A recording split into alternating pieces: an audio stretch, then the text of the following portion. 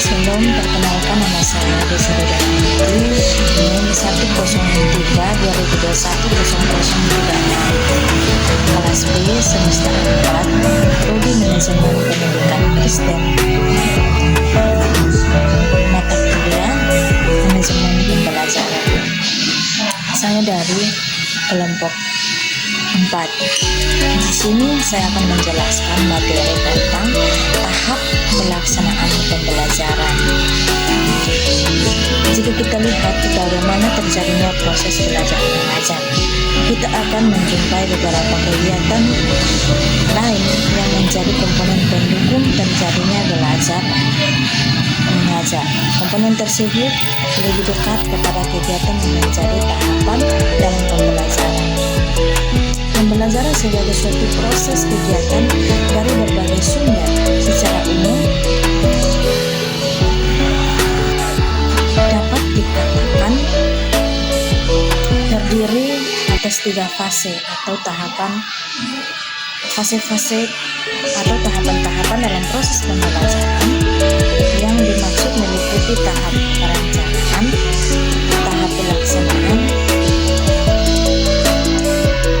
Adapun dari kegiatan ini akan dibahas sebagaimana berikut tahap-tahap pelaksanaan.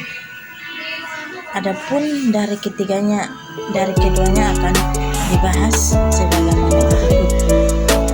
Yang pertama, tahap pelaksanaan. Kegiatan pembelajaran yang baik senantiasa berawal dari perencanaan yang matang akan menunjukkan hasil yang optimal dalam pembelajaran. Perencanaan merupakan proses penyusunan sesuatu yang akan dilaksanakan untuk mencapai tujuan yang telah ditentukan.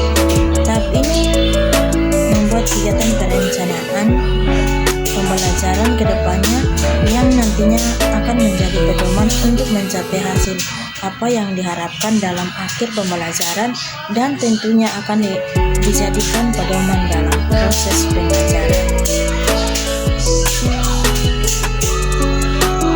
Yang kedua, tahap pelaksanaan pembelajaran. Pelaksanaan pembelajaran adalah suatu kegiatan yang bernilai edukatif, mewarnai interaksi yang terjadi antara guru dan siswa. Interaksi yang bernilai edukatif dikarenakan pelaksanaan pembelajaran yang dilakukan diarahkan untuk mencapai tujuan tertentu yang telah dirumuskan sebelum pelaksanaan pembelajaran dimulai. Teori lainnya menurut Nana Sujana 2010.136, pelaksanaan pembelajaran adalah proses yang diatur sedemikian rupa menurut langkah-langkah tertentu agar pelaksanaan mencapai hasil yang diharapkan.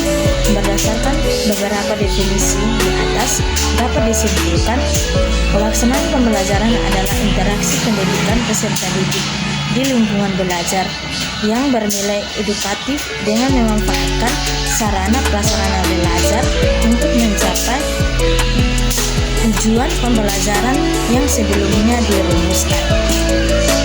Adapun tahap-tahap pelaksanaan pembelajaran. Yang pertama, tahap sebelum pengajaran meliputi penyusunan tahunan, pelaksanaan kurikulum, penyusunan program semester, pelaksanaan kurikulum, program satuan belajar, dan perencanaan program belajar. Yang kedua, tahap pengajaran, yaitu interaksi pendidik dan peserta didik, meliputi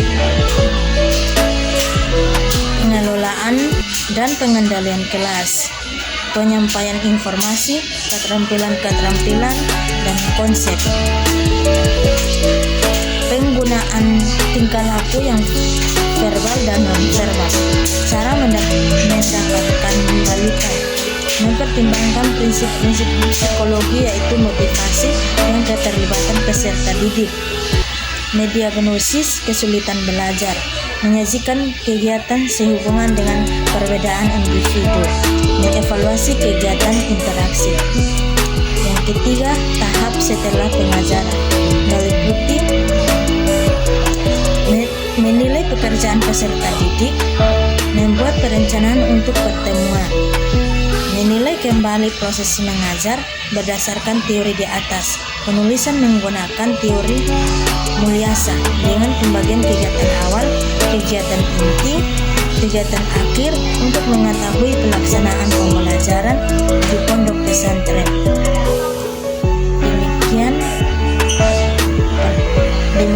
Demikian penjelasan singkat saya. Tuhan Yesus memberkati.